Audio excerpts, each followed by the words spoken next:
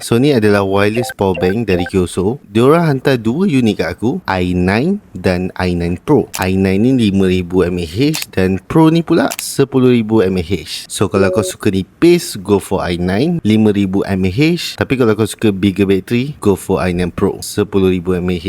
Macam korang tengok, dia datang dengan dua colour, hitam dan orange. Nice juga. Selain tu, power bank ni dah ada CCC certificate. So nak bawa naik flight memang lepas guys, and selamat juga tau. Yang aku paling suka dekat power bank ni, dia ada AI cooling temperature. So kalau power bank ni detect phone kau panas, dia akan turunkan watt lah, supaya penerimaan bateri kat phone korang tu lebih smooth dan tak overheat. Bateri kau takkan cepat rosak. And tambah yang aku betul-betul suka, dia ada pass through charging. So kalau kau lekat power bank dekat belakang phone korang and kau cocok kabel untuk charging power bank ni, sebenarnya dia tak akan charging power bank ni dulu. Dia akan direct charge phone kau dulu sampai penuh, then barulah dia akan charge power bank ni. Jarang ada lah dekat power bank lain, lagi dengan harga yang macam ni dan kecil macam ni. So design power bank macam korang tengok, ala-ala carbon dekat sini. Lepas tu dia ada stand dekat sini yang kau boleh lekat phone kau, dan kau boleh pakai stand ni untuk kau tengok phone kau secara vertical ataupun horizontal. And kau boleh pusing-pusing juga.